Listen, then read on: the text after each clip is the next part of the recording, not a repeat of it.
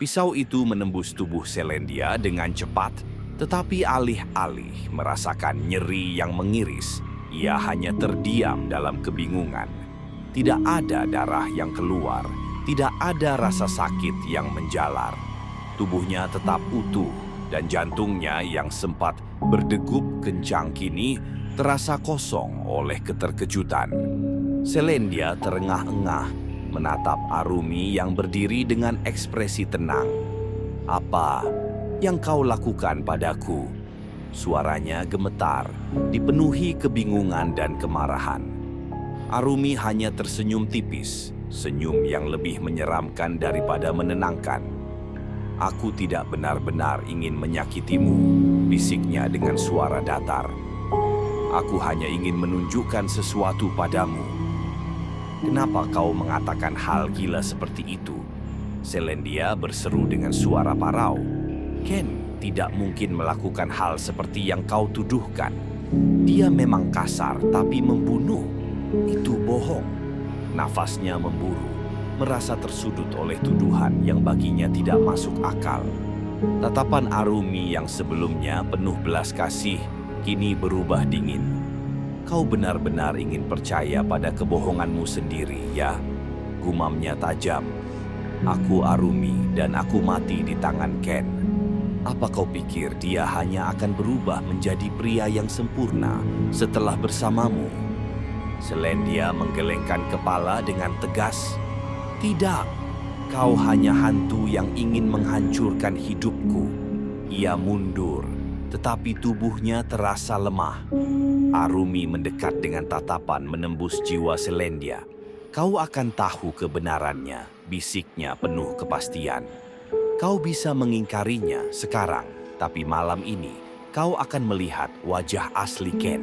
Sama seperti aku melihatnya sebelum aku mati." Meski bulu kuduknya meremang, Selendia tetap mencoba menolak pernyataan Arumi. "Aku tidak percaya padamu," katanya dengan suara bergetar. Namun Arumi hanya tersenyum samar. "Kita lihat saja nanti." Suara tawa lirihnya menggema, lalu sosoknya perlahan memudar, meninggalkan Selendia yang terguncang di ruangan yang kembali sunyi. Malam itu udara terasa pekat dan dingin.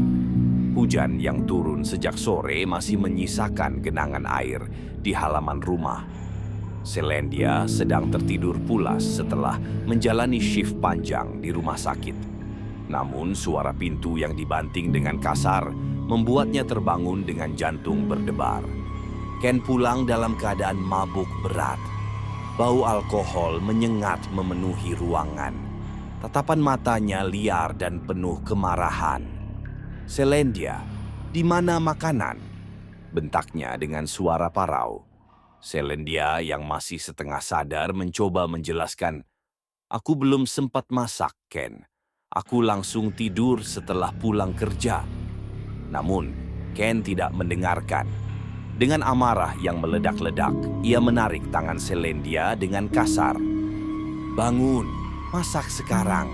Apa gunanya punya istri kalau nggak bisa ngurus suami?" Selendia merasakan ketakutan yang menusuk. Ia segera menuju dapur dengan langkah gemetar. Dengan tangan yang masih bergetar, ia menyalakan kompor dan menuangkan air ke dalam panci. Suara desis api yang menyala menjadi satu-satunya bunyi yang mengisi ruangan yang tegang itu. Saat air mulai memanas, Selendia melihat pisau dapur yang tergeletak di dekat talenan. Bayangan kekerasan yang selama ini ia alami membayangi pikirannya. Dengan tangan gemetar, ia meraih pisau tersebut dan menggenggamnya erat. Ia tahu ia harus bersiap untuk melindungi dirinya. Namun sebelum sempat melangkah menjauh, Ken sudah berdiri di belakangnya. "Apa yang kau lakukan?" raung Ken sambil meraih rambut Selendia dan menariknya dengan kasar. Selendia terjatuh ke lantai. Pisau yang ia genggam terlepas dan tergeletak di dekat kakinya. Ken menghajarnya tanpa ampun.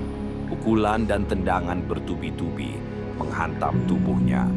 Tangis dan rasa sakit bercampur menjadi satu.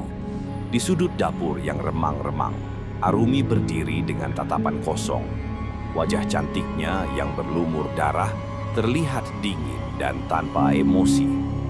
"Apa kau percaya sekarang?" bisik Arumi dengan suara yang menggema dalam kepala Selendia. "Tapi bantuanku?" Selendia yang sudah hampir kehilangan kesadaran hanya mampu berbisik, "Ya, tolong aku. Berbicara dengan siapa kau?"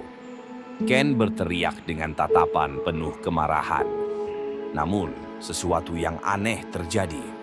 Arumi tersenyum dingin dan mendekati tubuh Selendia yang terkapar. Dengan gerakan halus, ia menyentuh dahi Selendia dan memasuki tubuhnya. "Masih ingat aku, Ken?" Suara Arumi keluar dari bibir Selendia, namun nadanya penuh kebencian dan dendam. Ken tertegun. Wajahnya yang biasanya penuh percaya diri berubah menjadi pucat. Tidak mungkin. Arumi sudah mati. Aku yang..." Arumi yang telah mengendalikan tubuh Selendia tertawa dingin. "Benar, kau yang membunuhku. Sekarang saatnya aku membalas dendam." Dengan gerakan yang cepat dan penuh kekuatan, Selendia yang dirasuki Arumi meraih pisau yang tergeletak di lantai. Tanpa ragu, ia menusukkan pisau itu ke tubuh Ken berkali-kali. Jeritan Ken menggema di seluruh rumah, namun Arumi tidak berhenti. Setiap tusukan adalah pelampiasan dendam yang terpendam. Ken akhirnya terdiam, tubuhnya tergeletak di lantai dengan darah yang mengalir membentuk genangan besar. Selendia yang kembali sadar terengah-engah. Ia melihat pisau berlumuran darah di tangannya dan tubuh Ken yang tidak bernyawa di depannya. Tangannya gemetar, pikirannya kacau. "Apa yang telah aku lakukan?" bisiknya dengan suara parau. "Kau bebas sekarang," bisik Arumi sebelum menghilang dari pandangan. Namun, kebebasan itu tidak membawa kedamaian. Dengan tangan gemetar, Selendia menyeret tubuh Ken ke halaman belakang. Dalam kegelapan malam yang pekat, ia menggali lubang dengan sekop yang ada di gudang.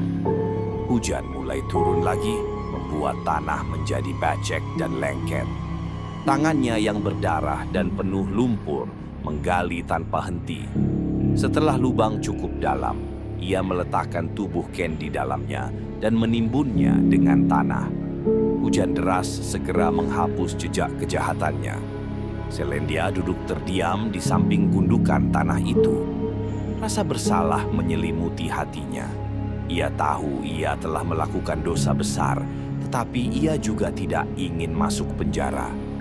Bayangan orang tuanya yang sudah lama tidak ia temui menghantui pikirannya. Ia merindukan mereka, tetapi juga merasa malu. Sebulan kemudian, saat sedang berjaga di rumah sakit pada shift malam, sebuah ambulans datang dengan sirene yang meraung-raung. 3 orang yang ditemukan pingsan di hutan dibawa masuk ke ruang gawat darurat. Selendia yang sedang berdiri di dekat meja perawat terkejut saat melihat siapa yang dibawa masuk. Cimo, ayahnya, dan Mochi, adik perempuannya, terbaring lemah di atas tandu. Wajah mereka pucat dan tubuh mereka kotor penuh luka.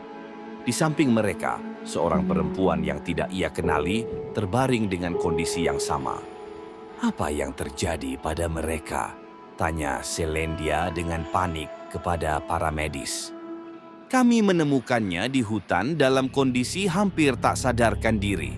Sepertinya mereka sudah lama tersesat dan kelelahan," jawab para medis tersebut. Selendia merasa dunia berputar. Pertemuan yang selama ini ia harapkan justru datang dalam keadaan yang tidak terduga. Namun, sebuah firasat buruk menyelinap di hatinya. Siapa perempuan yang bersama ayah dan adiknya? Dan apa yang sebenarnya terjadi di hutan itu? Pertanyaan-pertanyaan itu terus menghantui Selendia, sementara bayangan masa lalunya yang kelam belum sepenuhnya menghilang.